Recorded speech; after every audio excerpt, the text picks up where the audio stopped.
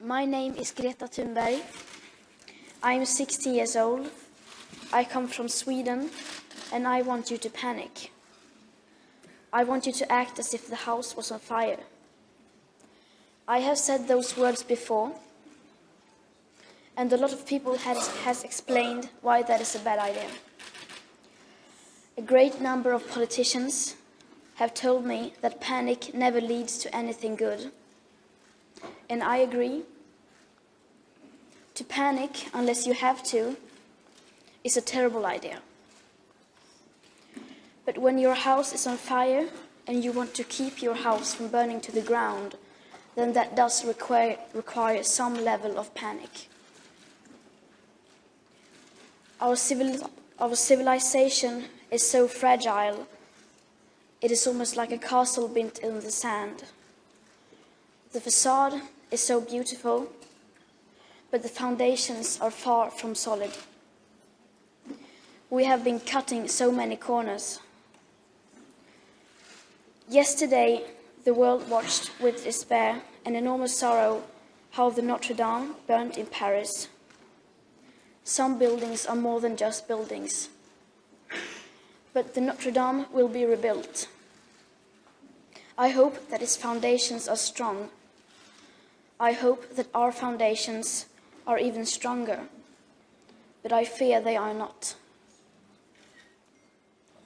Around the year 2030, 10 years, 259 days and 10 hours away from now, we will be in a position where we set off an irreversible chain reaction that will most likely lead to the end of our civilization as we know it.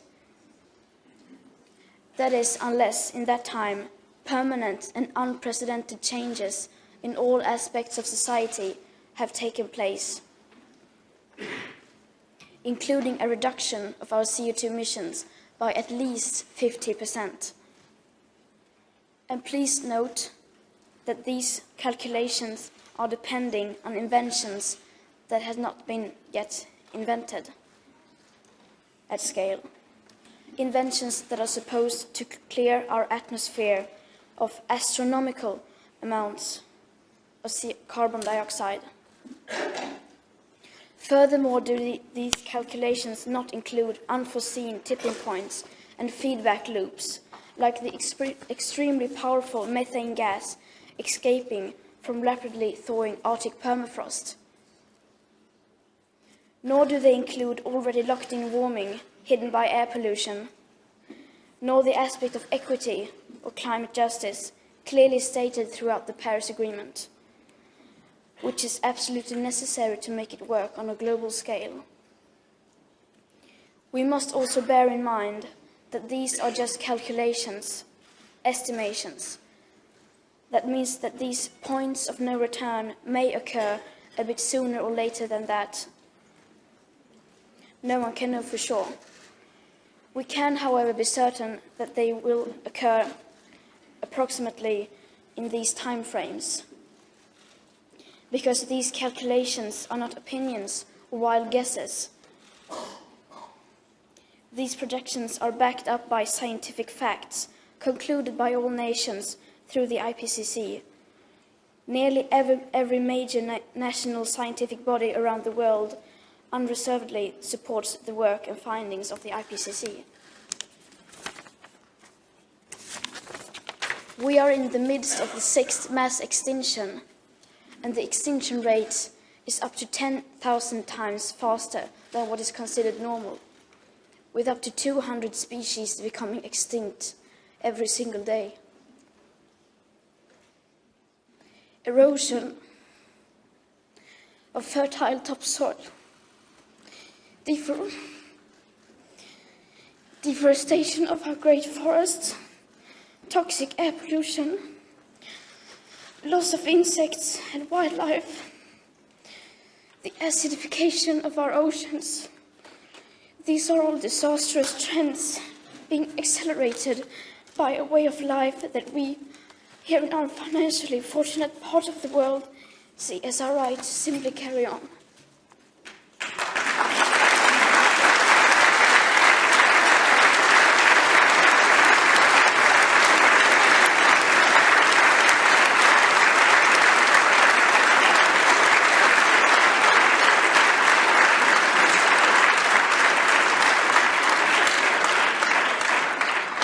hardly anyone knows about these catastrophes or understand how they are just the first few symptoms of climate and ecological breakdown. Because how could they? They have not been told, or more importantly, they have not been told by the right people and in the right way. Our house is falling apart, and our leaders need to start acting accordingly, because at the moment they are not. If our house was falling apart, our leaders wouldn't go on like you do today. You would change almost every part of your behavior, as you do in an emergency. If our house was falling apart, you wouldn't fly around the world in business class chatting about how the market will solve everything with clever small solutions to specific isolated problems.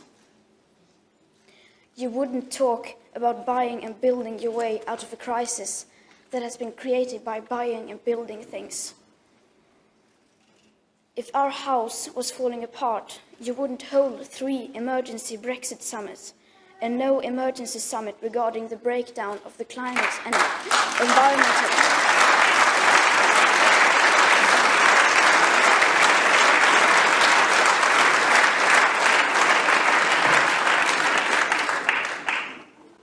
You wouldn't be arguing about phasing out coal in 15 or 11 years. If our house was falling apart, you wouldn't be celebrating that one single nation like Ireland may soon divest from fossil fuels. You wouldn't celebrate that Norway has decided to stop drilling for oil outside the scenic resort of Lofoten Islands, but will continue to drill for oil everywhere else for decades. It's 30 years too late for that kind of celebrations. If our house was falling apart, the media wouldn't be writing about anything else. The ongoing climate and ecological crisis would make up all the headlines. If our house was falling apart, you wouldn't say that you have the situation under control and place the future living conditions for all species in the hands of inventions that are yet to be invented. And you would not spend all your time as a politician arguing about taxes or Brexit.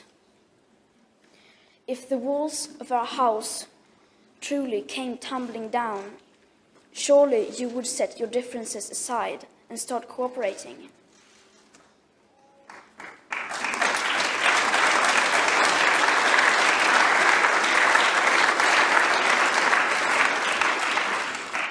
Well, our house is falling apart, and we are rapidly running out of time, and yet basically nothing is happening. Everyone and everything needs to change, so why waste precious time arguing about what and who needs to change first? Everyone and everything has to change, but the bigger your platform, the bigger your responsibility.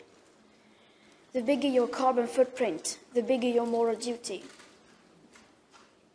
When I tell politicians to act now, the most common answer is that they can't do anything drastic because that will be too unpopular among the voters. And they are right, of course, since most people are not even aware of why those changes are required. That is why I keep telling you to unite behind the science. Make the best available science at the heart of politics and democracy. The EU elections are coming up soon, and many of us who will be affected the most by this crisis, people like me, are not allowed to vote.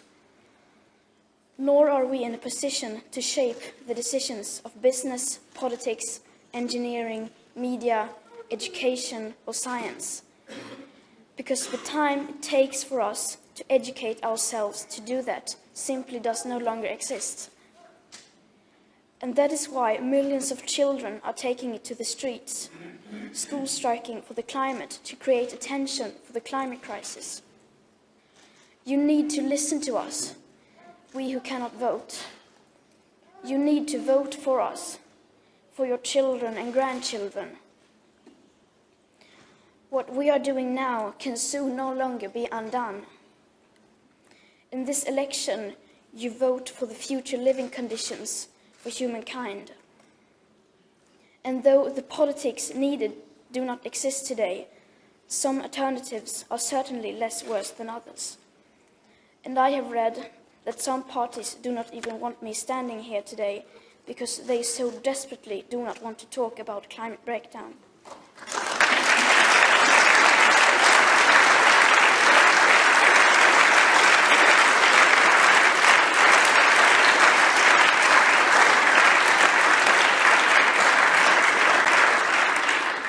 Our house is falling apart.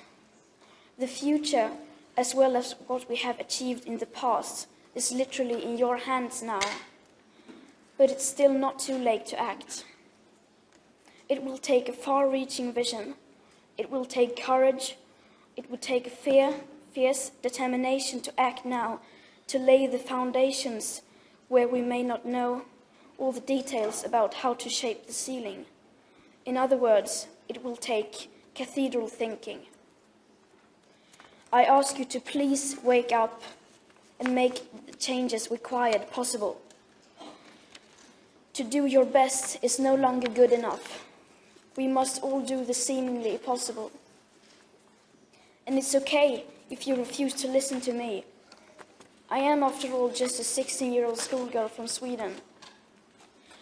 But you cannot ignore the scientists or the science, or the millions of school-striking children who are school-striking for the right to a future. I beg you, please do not fail on this.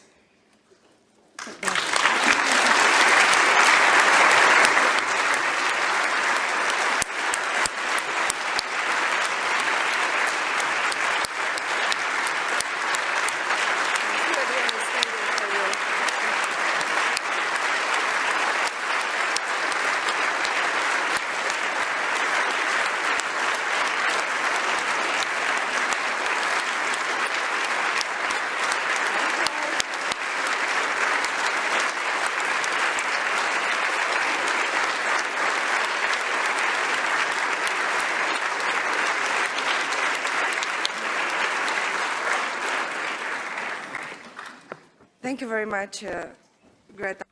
Mange tak, Greta, for de yderst inspirerende ord. Det er ikke første gang, vi lytter til dig.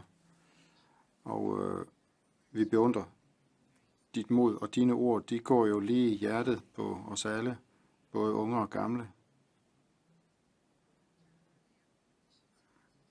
Folk generelt, og især politikere, føler sig berørt. Nu har vi et bestemt format. Jeg vil bede koordinatorerne fra de politiske grupper om at udtale sig om emnet. Vi har ikke meget tid til rådighed. Så gør det venligst. Kortfattet, de ved, hvor lang tid de har. Gå ikke ud over deres taletid. Peter Lise først. Chair, thank you, Greta, for your visit here in the European Parliament and the very inspiring speech. And I think it's of particular importance that you represent not only yourself, but hundreds of thousands of young people that are now pushing us to do more for the climate. I met a lot of them in my constituency, and I was very impressed by the 14-year-old Paul. Paul already for 3 years engages in his spare time for fighting climate change. And I think you, Paul, and all the others, they don't deserve these nasty words, these offenses that come mainly from elderly people. They deserve support. Yeah, you can applaud.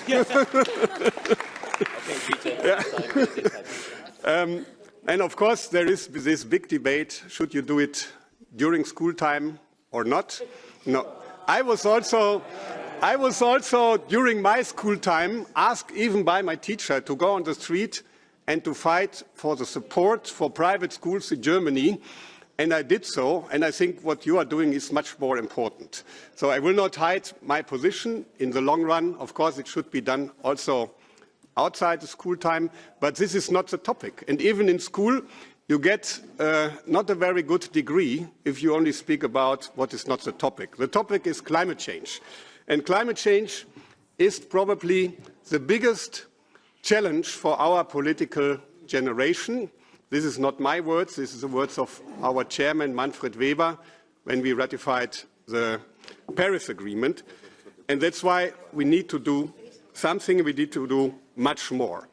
Even if we are not always of the same opinion, I think it's important for me to say, okay, Europe is not doing enough, all the member states are not doing enough, but it is important that without Europe, we wouldn't have even the Paris Agreement. And these are not my words, these are the words from Todd Stern, the former chief climate advisor of President Barack Obama. He was here in the European Parliament, he said, without Europe, we would be nowhere. So push us to do more, but also see that without Europe, we wouldn't be at least in this position. For the future, I have two important issues, and I hope you and your fellows, your like-minded young people, we can work together. We want to be climate neutral. European Commission has presented a strategy. European Parliament has supported this, but the member states are not yet ready. And we need the member states to do something concrete, to do action. And that's why I think we should work together to push the heads of states, the heads of government. They need to do something to become climate neutral, and not only discussing next year, but starting now. And the second point, which is very close to my heart, and which I'm addressed in my constituency by school children every week. Why is aviation not doing more to help our climate? It is completely unfair that when you go by train, when you go by bus, you pay a lot of taxes and fees. And when you go for aviation, aviation has only to contribute 15% under the emission trading. 15%, 85% of the allowances they get for free. The European Parliament is in favor for changing this, but even in the Commission and in the Council there are people that think this is already too much. And I think we need to do more, and we cannot, in these circumstances, discuss even about abolishing some responsibility that the aviation industry has. We need to do more, and I hope we can work together with all the young people for this. Thank you very much. Thank you very much, Mr. Lees. And our next speaker is Mrs. Daly. Greta, thank you for being here. I'm representing the Socialists and Democrats, but I'm also here as a mother of two children, one aged 5 years and another one aged 2 years. And when you share your concern on the future that people your age and even younger people will have, I feel the same remorse and the same feelings that you are getting. Because today you see here around you a room full of people who are cheering what you are saying. But unfortunately, it's not always like this, in the sense that when we come to the crunch of it, when we come to specific legislations that can actually deliver, we end up discussing things which try to shoot down ambition. So it's not the first time, and I'm sure that colleagues following me can also speak from their experience. It's not the first time that when we are discussing real legislations that can make a difference, we end up shooting down and going back from that ambition because of pressure also from different lobbyists. I'm saying this after I worked on the legislation to reduce CO2 emissions from passenger cars and light commercial vehicles, but I'm sure that colleagues have other experiences as well that they can speak about. And you say you are just a schoolgirl of 16 years of age. I come from Malta, the smallest island state European Union, and it's not about the age or where you come from, but it's about the determination to actually make a change and actually push for that change to happen. And from what I saw when I was following you, and from what I'm seeing today, that determination you have, and you have a lot of that determination, and it is leaving an impact on many other students around the world, not only students, but also the older generation. I've seen young people going out in the streets, even in my country, to actually make the voice heard when it comes to climate inaction. You say that as a 16-year-old, you're not allowed to vote. And there are some member states that are allowing 16-year-olds to vote. And I think that we need to make much more of a pressure on that. Malta is one of those countries, Austria is another country. This is not a decision for people who are older in age, but decisions in elections are taken and will have an impact on people who today are 16-year-olds and in 5 years' time will be 21-year-olds. You are the ones who will take the brunt of the decisions that are taken today. And I'm taking this opportunity because I believe that even as European Parliament, we need to make sure that we push for young people your age to actually have a voice in the decisions that are taken. And I'm glad to hear my colleagues say that climate change is the biggest challenge, because I believe that it is the biggest challenge we have and that we need to actually act on it. And if I may, away from the camera lenses and the camera flashes that we are seeing today, I wish, like we all realize that this is not only about words, but it is about action, because if we do not care of our planet, we will not have economies to take care of or jobs to take care of. And I'm saying this because many times we hear also leaders of countries within the European itself making nice speeches, but then not actually acting upon those speeches. And my colleague was quoting some different people. I would like to close off with a quote you said recently, because it is a quote that remained impressed in my mind. You said we must hold the older generations accountable, and they cannot continue risking our future. We need to get angry, and then we have to transform that anger into action. And it is that action we actually require to actually change things for the better. Thank you.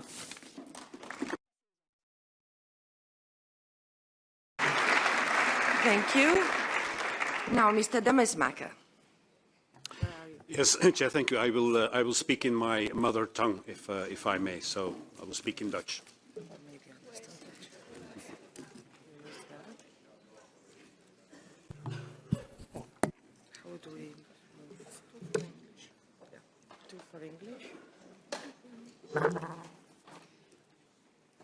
Ja, ik vertegenwoordig de ECR. So I represent the ECR group here. I'm a father and a grandfather. I would like to welcome you here to the European Parliament. You have set things in movement. You really have. We've got a lot of young people who are very enthusiastic and are working hard to combat climate change. In Flanders, a lot of people are in the street as well, and I welcome this commitment on the part of young people. Now, I think that political commitment also does start from our concern, Green for Flanders, and goes back to the 1980s. And I think that there's still some of that action left 30 years later. And there has been a lot of work done to contribute to climate protection, and there's the work that's been done to reduce use of plastics as well. And that we have this energy package, and this week we'll be voting on the first CO2 law in relation to vehicles, and I think that the economy and the ecology have to be reconciled through realistic and ambitious targets. That's the only way, really. My party and my group will do what it can to achieve this energy transition, and our policy is not just a policy to protect the climate and the environment, but we want to protect jobs as well. There has to be innovation and creativity. We need to be able to do what we can to adapt and to adjust, and I'm sure that we can do that. We need our young people for that, to come up with new solutions, to do more to achieve a circular economy. And I regret the defeatist attitude on the part of many people. I think that every day people are working to find solutions, and they are finding solutions that can help to combat climate change. And in my own country, there is the Leuven University working hard to come up with solutions in relation to getting the moisture and harnessing the moisture from the air. That is one example, but there are many others. There's biotechnology and there's nuclear energy as part of the energy mix as well. I think there is so much that can be done, and all this is very good. But of course, we need a global challenge to rise to this environmental challenge. And I think that young people do have that force of innovation, and that they will do more, carry on doing more to convey the messages to everyone else. Thank you very much. Next speaker is Mr. Torvalds. 3 minutes, Mr. Torvalds. You can keep your headphones on because I'm going to speak in Greta's native tongue. Hey, Greta.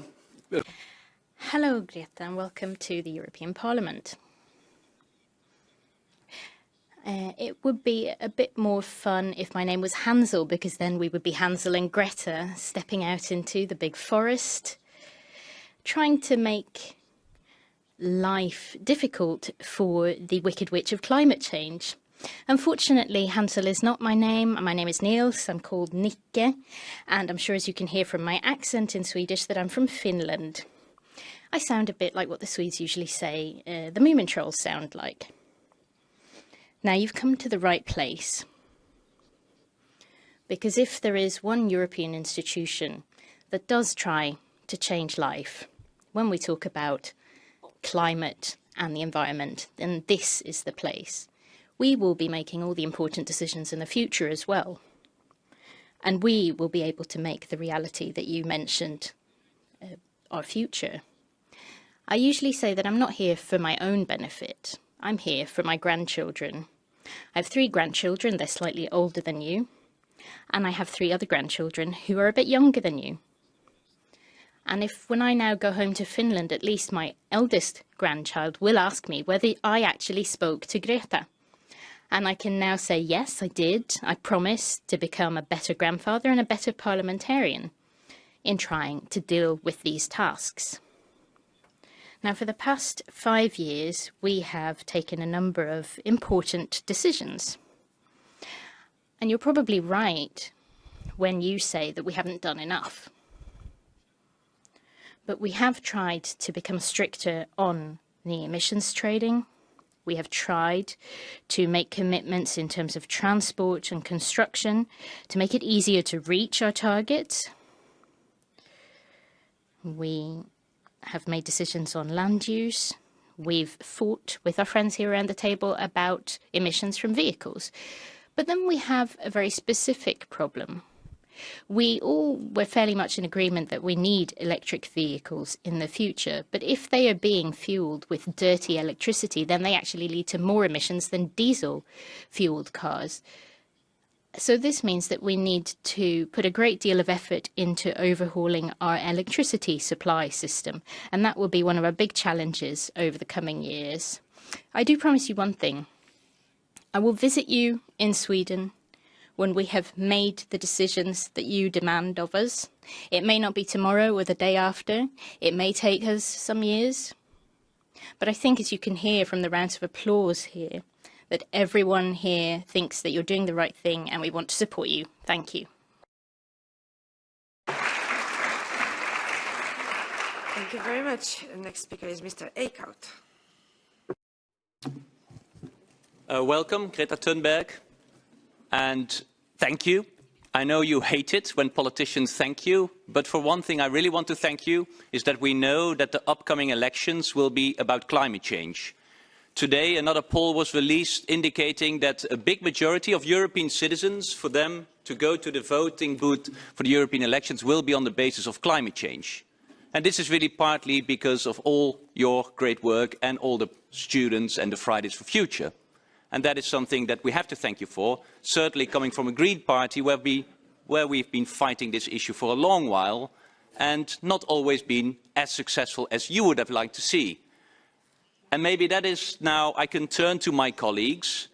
And of course I could now turn very cynical in looking at the past, in all the different votes that we had, all the different discussions we had, and I didn't notice that urgency that much as we see it today in the room, but maybe it's better to look forward with all of us here. When we are, in July, going to vote on the new president of the European Commission, and a lot of you will come back, everyone hopes. I hope that everyone will remember this day, when we were applauding Greta Thunberg for her speech, talking about that the world is at stake. But that also means that we have then to look at the programme of the new European Commission, whether they really want to change policies.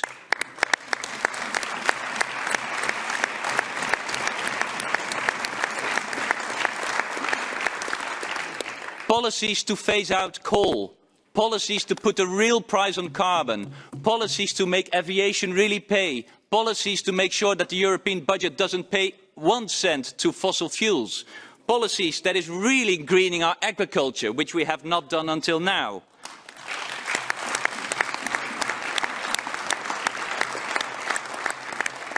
And thank you for the applause, but I want your vote on that programme of the new President of the European Commission in July, because then only that applause really means something. And now I turn to the Commissioner, because you still can have one chance. In September, you will go to New York, to the UN Summit on climate change. Today is a good moment. You can promise that you will go to New York, where you will promise to say Europe will increase its climate target for 2030. Are you going to do that? And for the presidency,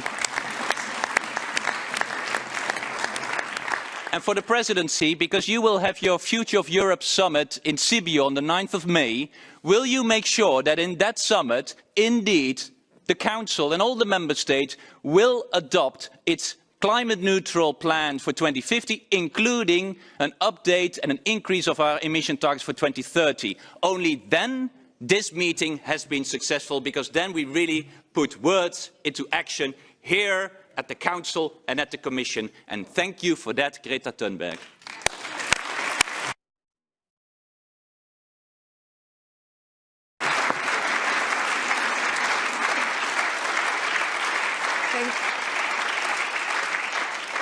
Thank you, Mr. Eickhout. Now for 3 minutes, Madam Boylan. Hi, Greta. I'm Lynn Boylan. I'm representing the GUE NGL group, and I can't say how pleased I am to see you here today, because the events of the last month have probably summed up the contradictions that we have in EU climate policy, because the political groups that wanted to stop you from addressing them are the same political groups that have decided against revoking access to ExxonMobil to the Parliament. You speak truth to power, Greta. ExxonMobil spent millions subverting the truth. Vested interests, we know, have captured the political majority. They have convinced them that we can tackle climate change while maintaining perpetual growth. And already we know that we are using more resources than is sustainable. The World Bank and the OECD are telling us that we can still grow by 3% per year. This is madness. It is absolute absurdity. The economy cannot be treated as a separate entity in its own right, unconnected to everything else. We cannot leave nature out of the conversation when we talk about tackling climate change, because climate change is the biggest crisis that we're facing in humankind, and we have to stop listening to the corporate interests and instead, as Greta said, unite around the science. And I have listened with great interest to what you have said today, Greta, and you mentioned my own country, Ireland, and how it is divesting from fossil fuels. But while it's divesting from fossil fuels, it's still issuing extraction licences to fossil fuel companies. It's still forging ahead with an LNG gas terminal.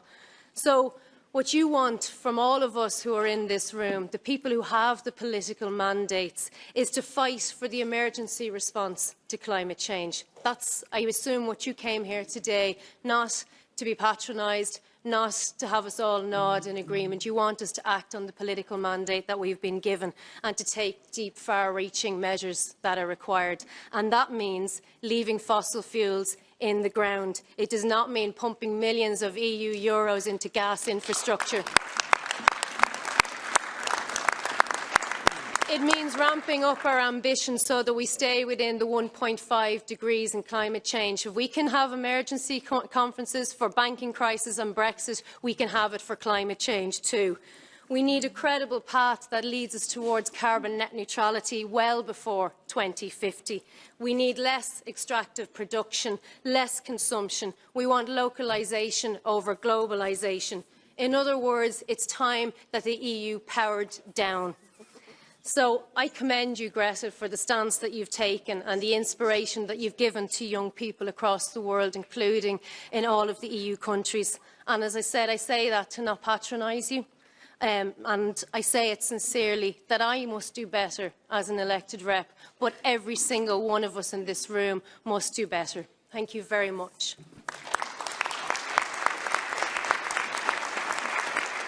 Thank you very much. Now, Mr. Pedicini, just 2 minutes. Grazie. I will speak in Italian, so put on your headphones.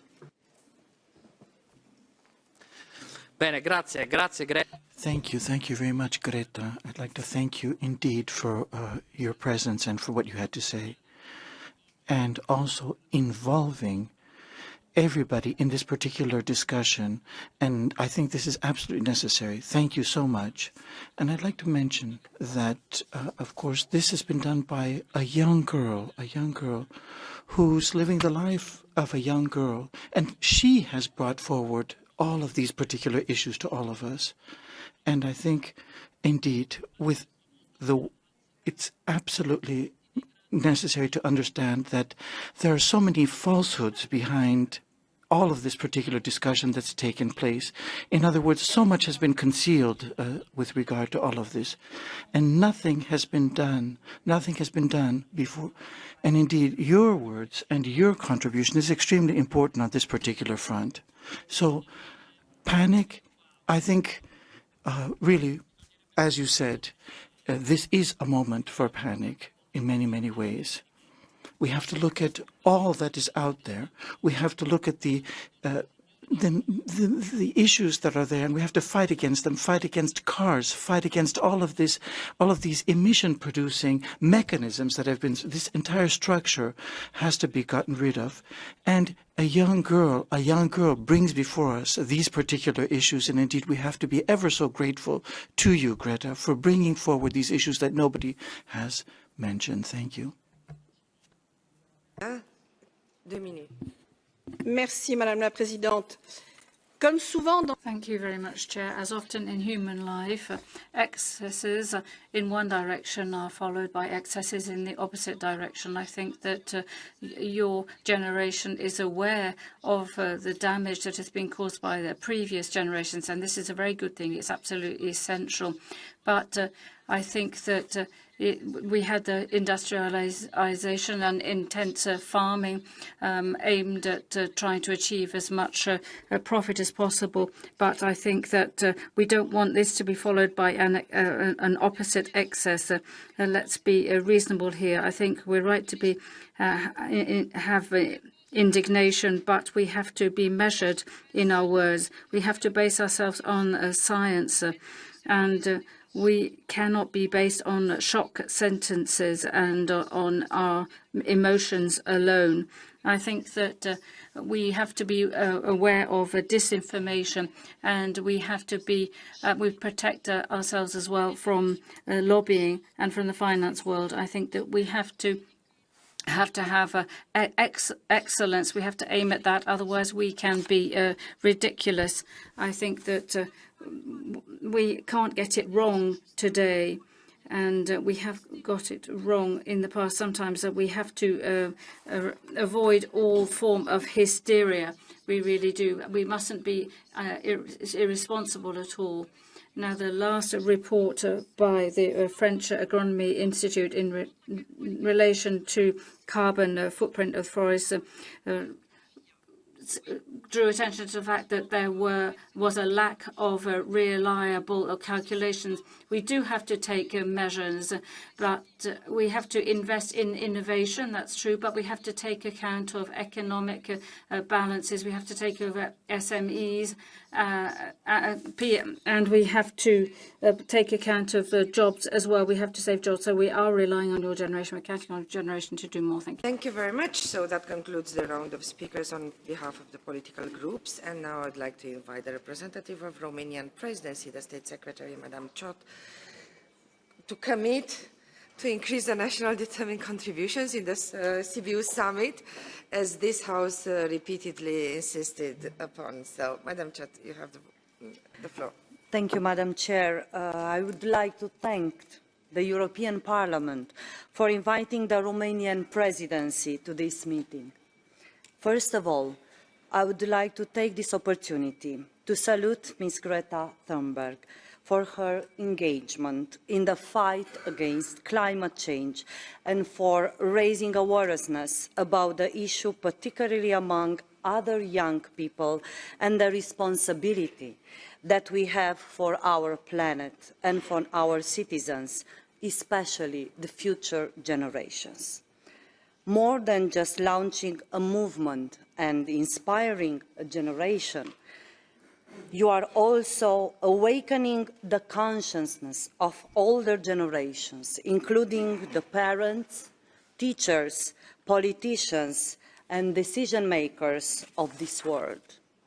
We are all aware of the scale and urgency of the challenges posed by the climate change. We are already witnessing the devastating impacts on climate change all over the world. And yet, as Greta has pointed out many times, action to prevent irreversible and catastrophic climate disruption remains insufficient. This was unequivocally confirmed by the IPCC special report, Global Warming of 1.5 degrees Celsius. Without stepping up global climate action, global average temperature increase could reach 2 degrees Celsius soon after 2060 and continue rising afterwards.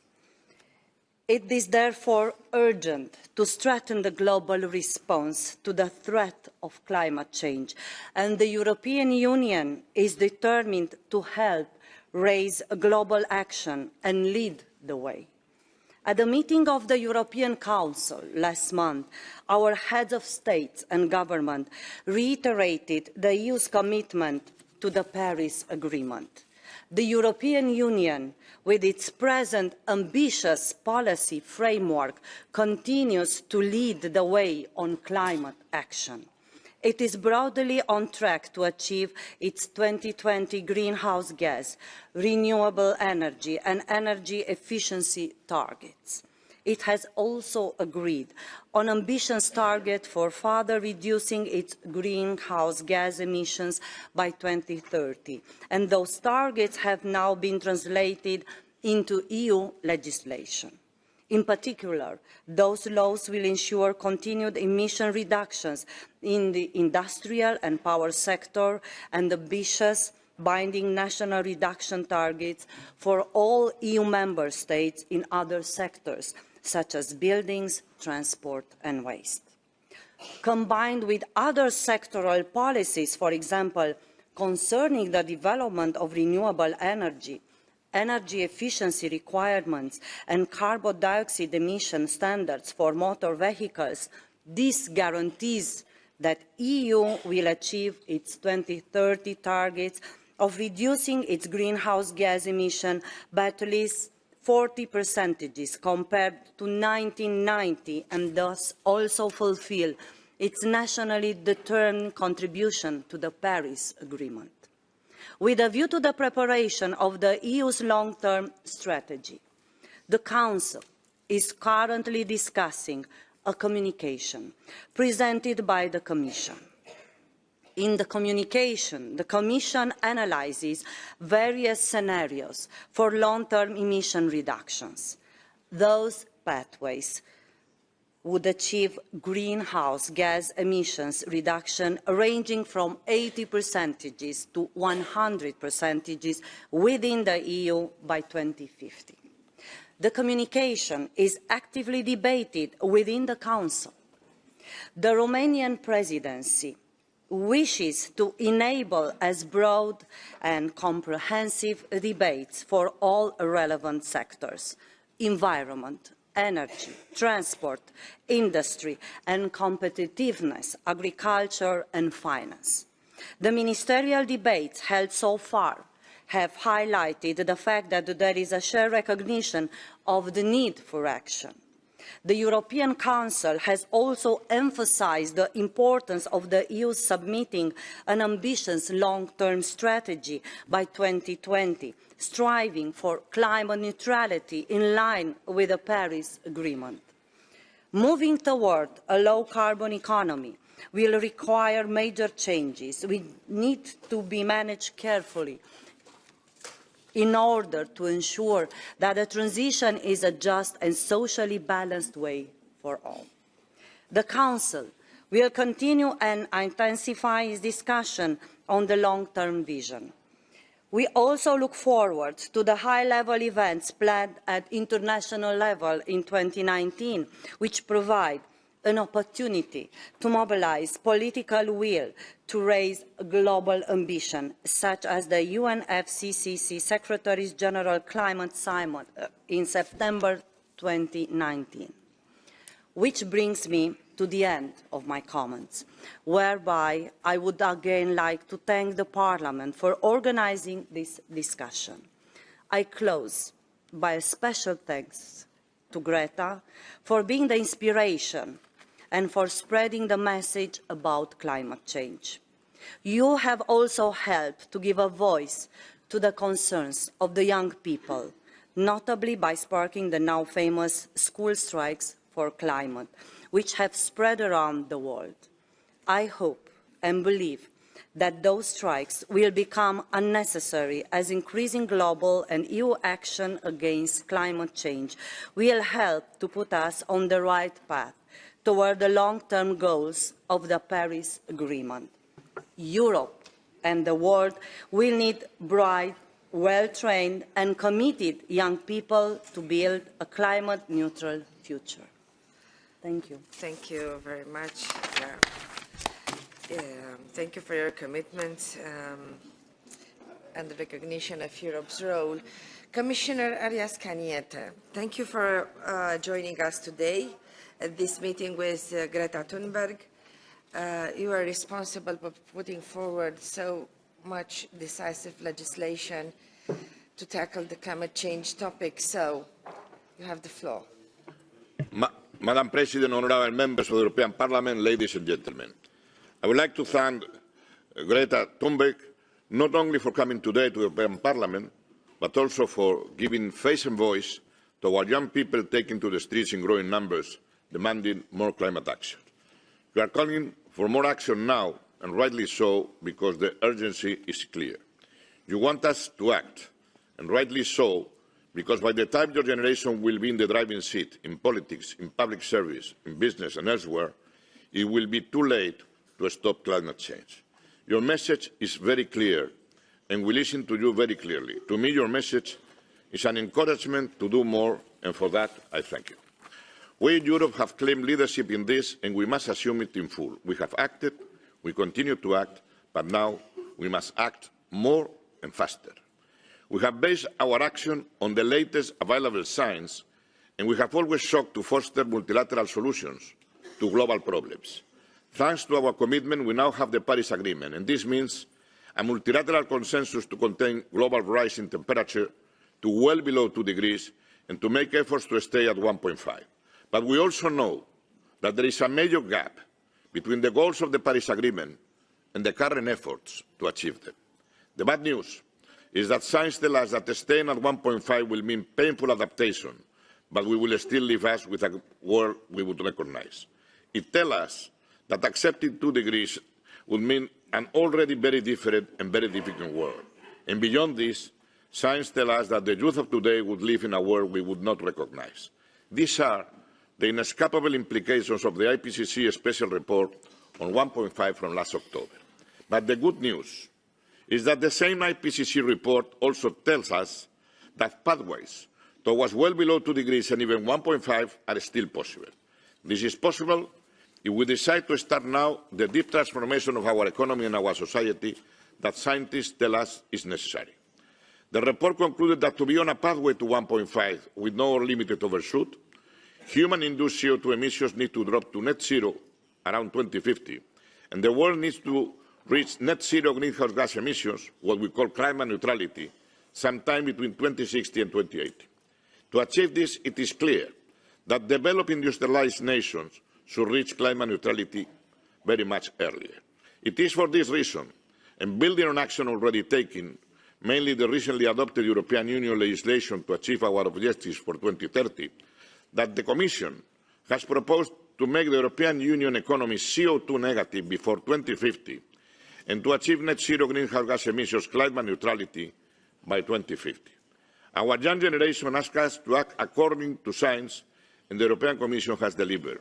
And your active mobilisation is and will continue to be an essential support to our common action. I am very satisfied that the European Parliament already endorsed the objective of climate neutrality by 2050. And I look forward to hearing the same from the European Council when they will discuss this issue in their meeting in June 2019. And Mr. Eickhout, you can be sure I will spare no effort to achieve that. Yes. But I also trust that this debate will happen everywhere, and not only in our institutions, because changing our economic system requires active democratic participation. And this is all the more important as we approach the European Parliament elections, and it matters to Europeans. As Eickhout pointed out, a new poll released today shows that as many as 77% of potential voters identify climate change as an important criterion when deciding who to vote for at the May European elections. These elections offer the opportunity for Europe's political parties, for their Spitzenkandidaten, to put climate action at the centre of their campaigns and to explain to our citizens, also to our young generations, what has already been achieved and what more we still need to do. And it is urgent that Europe, the European institutions, member states, civil society and business agree on an objective of climate neutrality by 2050 at the latest before the end of the year. And it is urgent because we may have 30 years left to achieve it, but we only have the next years to develop and decide the actions and policies that we need and start the massive investments that this transformation requires in many aspects of the European society. We have legislated ambitious standards to cut emissions from road transport. We have legislated on renewables, energy efficiency. We have changed our electricity markets. But we know that we must go further, and that these targets and obligations, we must go further than these targets and obligations if we are to go climate neutral by 2050. And we also know that we must find the right pace for transition as fast as we can, but at the same time we have to preserve and enhance the conditions for the prosperity of our citizens and ensure that the transition is fair and that no region, no worker, no citizen is left behind. Both science and our own analysis show that all of this is possible. We will succeed. We will offer other countries an effective model to stop climate change without sacrificing prosperity and development. Every generation has a critical global issue to face, whether war, peace and reconciliation, the quest for democracy, nuclear disarmament, global hunger or the ozone hole. Climate change is the issue of our generation. So my message to you, young Europeans, is please keep up the pressure. Keep raising your voices for the climate, the voices that we carefully have listened to today in the European Parliament. Keep engaging with decision makers in all European Union countries on how we in Europe will make the transition to climate neutrality a reality. Keep it up so that our generation will rise to your expectation. It's our future, but most importantly, it's your future.